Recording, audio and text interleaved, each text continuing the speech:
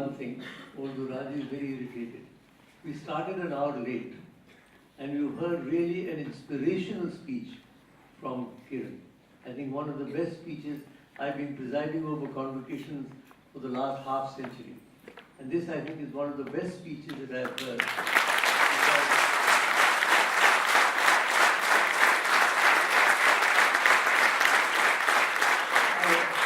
I really wish that the government of India would learn something from her speech. I really don't think at this time I can do justice to a thing like the Gita, because that will require, I can promise I'll come again to speak specifically on the Gita. But at the end of a long morning, and you've been here till 11, I'm going to go back today for a very important Jawaharlal Nehru Memorial lecture. So I don't want to rush through the Gita. I want to give it, it's a very important text. And I would frankly be much happier if I can have a separate opportunity to go, because we are already now at 1:15, and we were going to wind up according to this program at 1:30. And so, with your permission, and I don't want to dilute what Kiran has said, because she has said something very valuable. And the Gita is a great text, but it is at a different level. And I don't think it would be fair either to me or to the Gita for me to rush through a speech at this time. So let me just make one or two remarks which I would like to make before I close the convocation. Firstly, I must congratulate Raji, the visionary founder of this institute, Dr. Thadani, Dr. Pandey, and the whole NIIT Parivar for the extraordinary way in which this university has come up before my very eyes. I remember when I first came here, there was hardly anything. And now the campus is coming up, built with great aesthetic sensibility and a special feel for the environment. I did make one suggestion today. As I was walking to my room, I saw a mountain behind. It looks exactly like Arunachalam in the Tiruvannamalai temple where Ramana Maharishi spent his life. So we've decided to call that mountain Arunachal from today.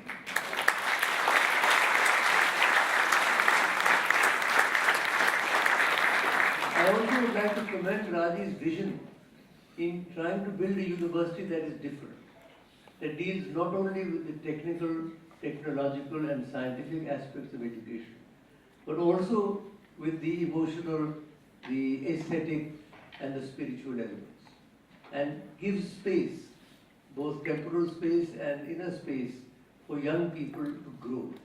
So this is a unique opportunity. When you are at college, this is a unique opportunity for growth in every way, for physical growth, for intellectual growth, for moral growth, for spiritual growth.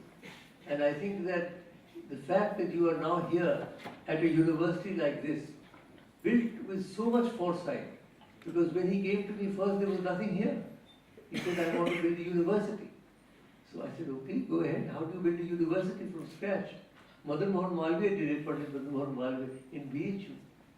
He built it from scratch, and it is today one of the greatest campuses anywhere in Asia, if not in the world. And therefore, he said, he gave me some ideas of what he was thinking about. The fact that it has come up so well, and they've crossed the 1,000 mark of students, shows that his vision was a genuine one, and that people had confidence in that vision. Otherwise, they would not send their children to a newfangled university. The fact that all the young people are snapped up even before they finish their course is quite extraordinary, don't you believe? I don't know whether there's any other university in India which can claim that. So we have the vision of Raji and his team, including Kamal, who's broken a leg or something like that, and therefore is on a wheelchair. I hope you're going to give more access to those who have problems getting into the university.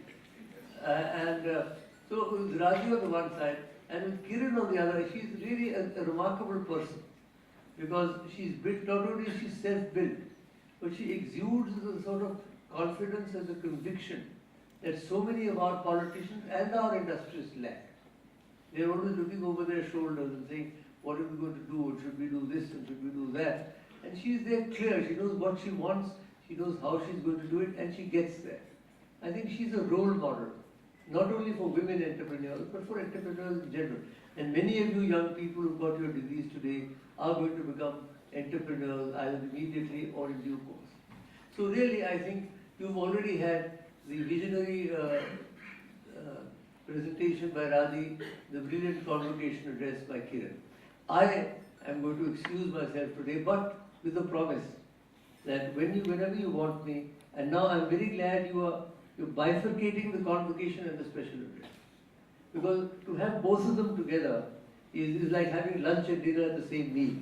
I mean, you can't do it. It's unfair both to both speakers and to the food. So thank you very much. Congratulations all of you. Thank you, Kiran, for that marvelous address. And I declare the convocation closed.